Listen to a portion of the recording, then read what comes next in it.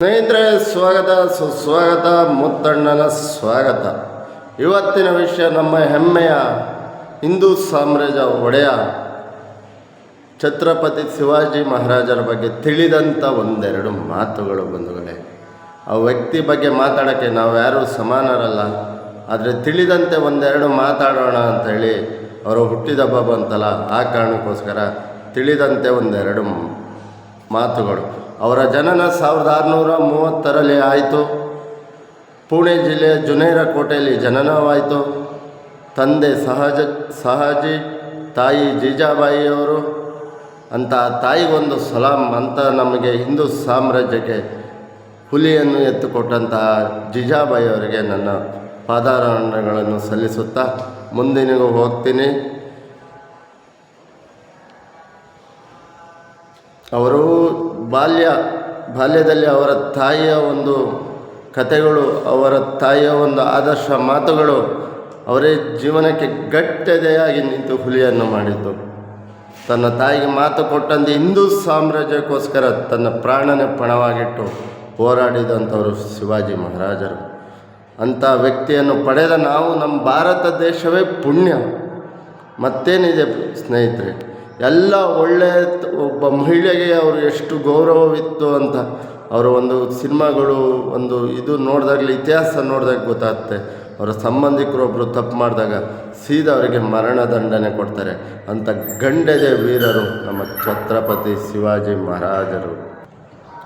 ಅಂಥ ವ್ಯಕ್ತಿ ಅಂತ ಪಡೆದ ನಾವೇ ಧನ್ಯರು.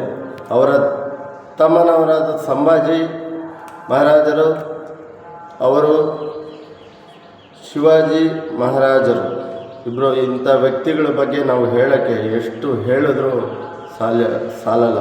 ಎಲ್ಲ ನಮ್ಮ ಹಿಂದೂ ಸಾಮ್ರಾಜ್ಯಕ್ಕೋಸ್ಕರ ಹೋರಾಡಿ ಕಾಣತಕ್ಕಂಥ ಈ ವೀರ ಯೋಧರು. ಸ್ನೇಹಿತರೆ, ಇವ್ರ ಬಗ್ಗೆ ತಿಳಿದಂತೆ ಒಂದೆರಡು ಮಾತುಗಳು ಹೇಳಿದ್ದೀನಿ.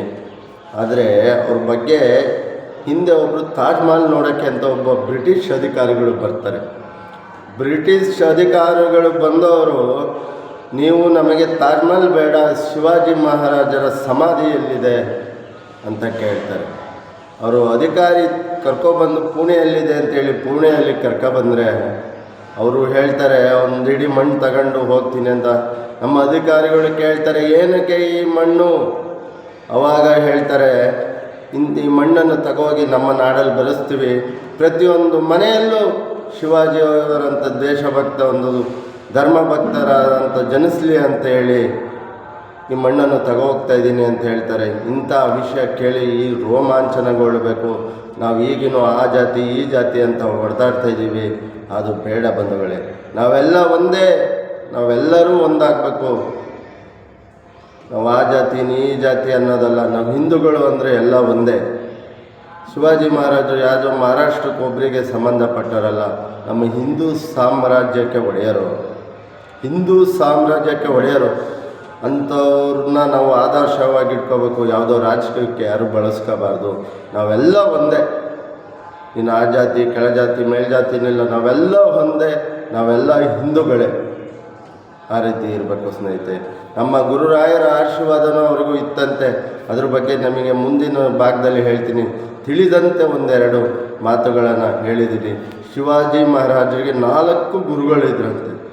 ಅವರು ಮುಖ್ಯವಾಗಿ ಅವರ ಒಂದು ಆಡಳಿತ, ರಾಜಕಾರಣ ಹೇಗೆ ಮಾಡಬೇಕು, ಹೇಗೆ ಇದು ಮಾಡಬೇಕು ಅನ್ನೋದು 4 ಜನ ಗುರುಗಳಿದ್ರಂತೆ. ಅವರಿಂದ ಗುರುಗಳಿಂದ ಎಲ್ಲ ರೀತಿಯೂ ಶಿಕ್ಷಣ ಪಡೆದು ಆ ತಾಯಿ, ಮಹಾನ್ ತಾಯಿ ಜೀಜಾಬಾಯಿಯವರು ಇಂಥ ಮಗನ ನಮ್ಮ ದೇಶಕ್ಕೆ ಎತ್ತಿಕೊಟ್ಟಿದ್ದಾರೆ, ನಮ್ಮ ಹಿಂದೂ ಸಾಮ್ರಾಜ್ಯಕ್ಕೆ ಎತ್ತಿಕೊಟ್ಟಿದ್ದಾರೆ ಅಂದರೆ ಅವರು ಪುಣ್ಯ ಕಣ್ರಿ, ನಮ್ಮ ಪುಣ್ಯ ಕಣ್ರಿ. ಅಂಥ ಒಬ್ಬರನ್ನ ಪಡೆದ ನಾವು ಇವತ್ತು ಅವರು ಹುಟ್ಟಿದಬ್ಬ ಬರ್ತಾಯಿದೆ. ಇನ್ನೇನು 2-3 ದಿವಸ, 19ನೇ ತಾರೀಕು ಎಲ್ಲ ಒಟ್ಟಿಗೆ ಸೇರಿ ಅವರು ಹುಟ್ಟಿದಬ್ಬನ ಆಚರಿಸಿ ಎಲ್ಲ ಜೀವ ಒಂದಾಗಬೇಕು ಸ್ನೇಹಿತರೆ. ನಾವು ಅದು ಇದು ಅಂಥೇಳಿ ಬಡ್ದಾಡ್ಕೋಬಾರ್ದು. ನಾವೆಲ್ಲ ಒಂದಾಗಿ ಮುಂದಾಗಿ ಹೋಗಬೇಕು. ಎಲ್ಲ ವರ್ಗದವ್ರಿಗೂ ಶಿವಾಜಿ ಮಹಾರಾಜ ಆಶೀರ್ವಾದವಿತ್ತಂತೆ ಆ ಕಾಲದಲ್ಲಿ. ಯಾರು ಕೇಳ್ಪಟ್ಟೆ, ಅದನ್ನು ಕೇಳಿದೆ. ಈ ರೀತಿ ಅನ್ನೋತ್ತಿಗೆ ಹೇಳಿದ್ರು. ಎಲ್ಲ ಧರ್ಮ ಒಳ್ಳೆಯ ಕೆಲಸ ಮಾಡಿ ನಮ್ಮ ಹಿಂದೂ ಸಾಮ್ರಾಜ್ಯಕ್ಕೆ ಯಾರು ಕೆಟ್ಟದ್ದು ಬಗೆದೇ ಇದ್ದರೂ, ಒಳ್ಳೆತನ ಇದ್ದವರಿಗೆ ಅವರು ಸಾಮ್ರಾಜ್ಯದಲ್ಲಿ ಎಲ್ಲರಿಗೂ ಅವಕಾಶ ಇತ್ತಂತೆ, ಎಲ್ಲರಿಗೂ ಅವರ ಆಶೀರ್ವಾದ ಇತ್ತಂತೆ. ಇದಕ್ಕಿಂತ ಏನು ಬೇಕ್ರಿ? ನಾವು ಯಾವುದೋ ಒಂದು ರಾಜ್ಯಕ್ಕೆ, ಯಾವುದೋ ಒಂದು ಊರಿಗೆ ಸೀಮಿತ ಅಲ್ಲ. ಛತ್ರಪತಿ ಶಿವಾಜಿ ಮಹಾರಾಜರು ಎಲ್ಲರಿಗೂ ಸೀಮಿತ. ನಮ್ಮ ಹೃದಯಗಳಲ್ಲೂ ನೆಲೆಸಬೇಕು. ಜೈ ಛತ್ರಪತಿ ಶಿವಾಜಿ ಮಹಾರಾಜ್, ಜೈ ಶ್ರೀರಾಮ್, ಜೈ ಜಗನ್ನಾಥ್. ಇನ್ನೊಂದು ಸ್ನೇಹಿತರೆ, ಈ ಕಪಟಿಗಳಿಂದ ಅವರ ಅಂತ್ಯ ಆಯಿತೋ ಏನೋ ಗೊತ್ತಿಲ್ಲ, ಭಗವಂತ ಗೊತ್ತು. 1680ರಲ್ಲಿ ಅವರು ನಮ್ಮನ್ನು ಬಿಟ್ಟೆಲ್ಲ ಅಗಲುತ್ತಾರೆ. ಇದು ದುಃಖಕರ ಸಂಗತಿ. ಏನೂ ಮಾಡೋಂಗಿಲ್ಲ. ಪ್ರಪಂಚದಲ್ಲಿ ಒಂದು ಈ ಥರ ಕಾರ್ಯ ಆಗುತ್ತೆ. ಜೈ ಶ್ರೀರಾಮ್, ಜೈ ಜಗನ್ನಾಥ್.